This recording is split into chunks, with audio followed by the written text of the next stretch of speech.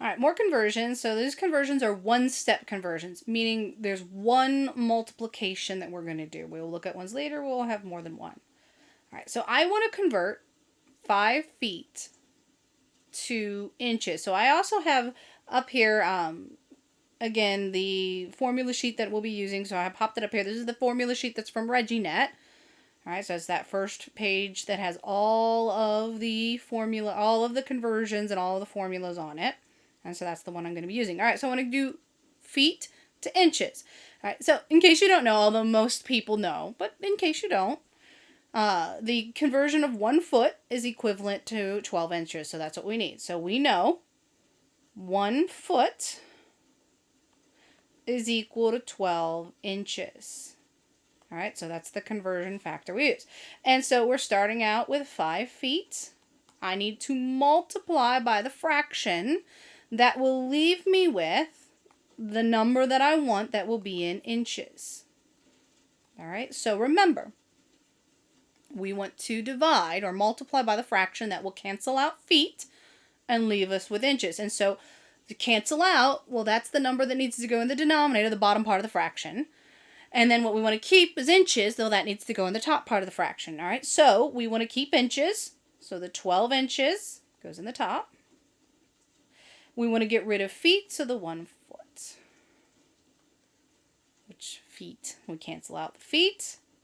And it's going to leave us with inches. So you multiply, you take your 5 times your 12. When you type it out on the calculator, that's what you're going to multiply out, because 12 divided by 1 is just 12. All right, so 5 times 12 is what you're going to be multiplying out. That's going to leave me with 60 inches. So the answer is 60.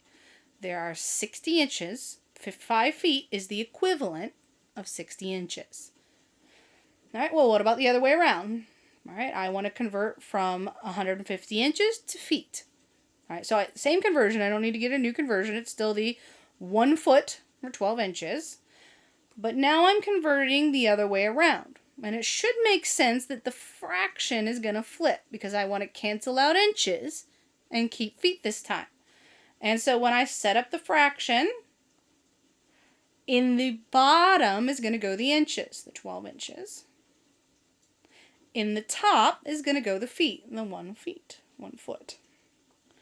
Inches will cancel, and when the inches cancel out, that's going to leave me with how many feet are equivalent to 150 inches. And so when you multiply this out on or you type it out on your calculator, it's going to be 150. You type that in times the fraction.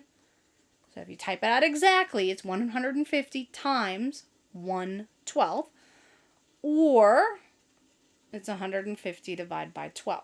Right? You can type it out either way. You figure out which way is the easiest for you to type out on your calculator, whichever calculator you're using. When you take the 150, multiply by 1/12, that should leave you with 12.5. And so 12.5 is the answer. So there are 12.5 feet when we have 150 inches. They're the same. 150 inches is exactly the same as 12.5 feet. All right, so the next example. Suppose Tom has 3, capital L means liter, 3 liters of soda. How many gallons does he have? So I want to go from 3 liters to gallons. How many is that in equivalent in gallons? So I need to figure out liters to gallons. So how many liters are there in, or gallons there are in liters? So I go to my tables. So I popped up my tables. And so we're going to find liters to gallons. All right, and so that's in the second table. It's the volume, right? Volume.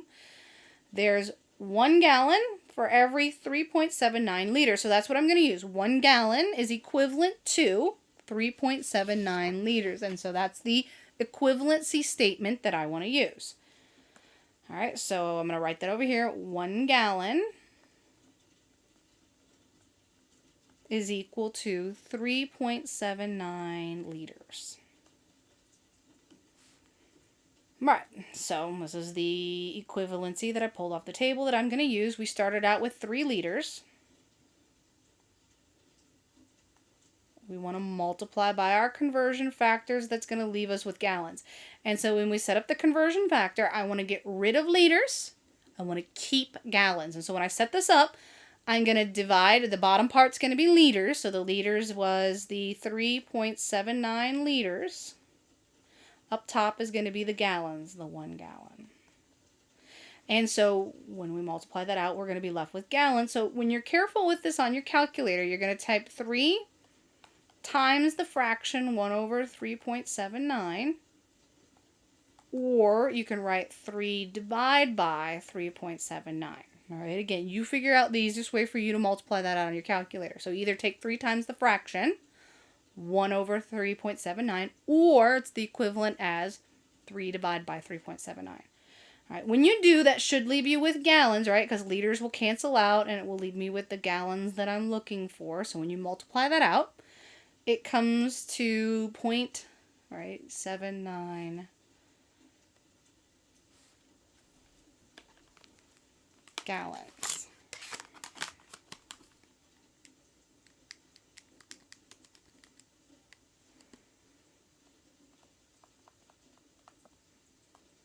Right, and that's the answer. Now make sure you're careful on the homework. If it says round to 1 decimal place, make sure you round to 1 decimal place. So this would be if I rounded to 2 decimal places, it'd ask me to round to 1 decimal place. That would be 0.8. Or 3 decimal places, I'd have to go out to 3 decimal places. So just make sure you're very careful when you're reading, when you're writing your answers out, typing them out on the WebAssign homework. Whatever they tell you to round to, make sure you round to. So if they round 1 decimal place, make sure you round 1. If they tell you to round 2 decimal places, make sure you round 2, and so on. All right, so this one I'm going to leave since I'm going to leave it 2 decimal places. So most of the time I'll round to 2 decimal places. Just again, like I said, just make sure you pay attention to whatever it is the homework is asking you to do. All right, so my next example, and this is going to be the last example I'm going to do on this set of notes. All right, so I've got a pair of jeans I purchased in the United States, has a cost of $45.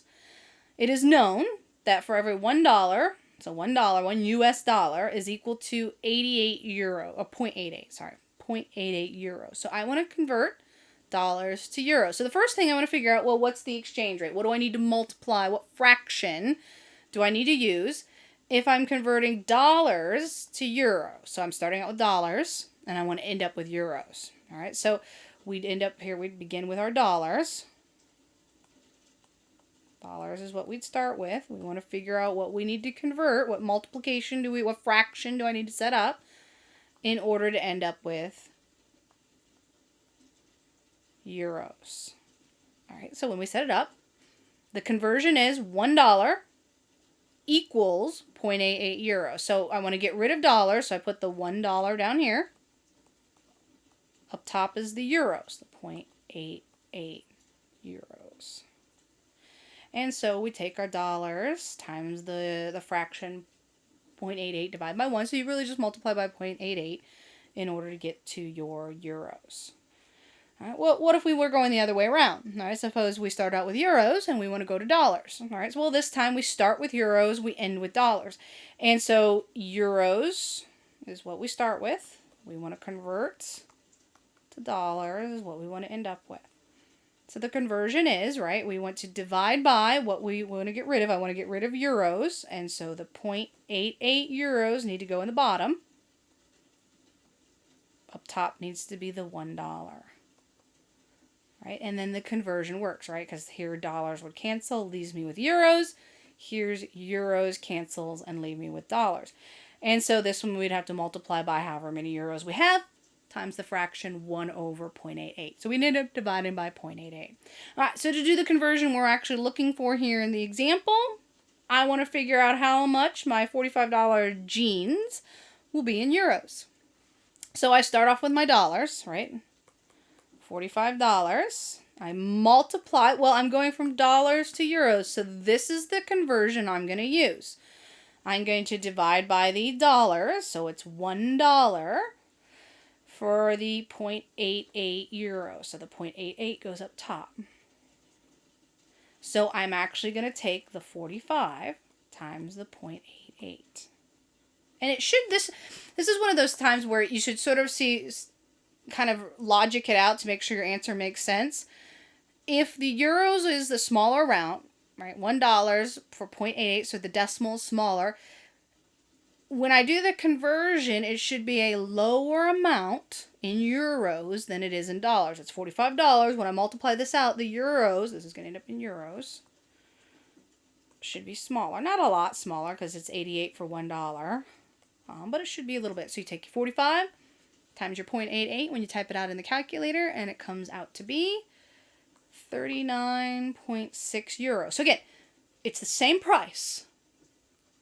$45 is exactly the same in value as 39.6 euros. All right, so the jeans cost $45 or 39.6 euros.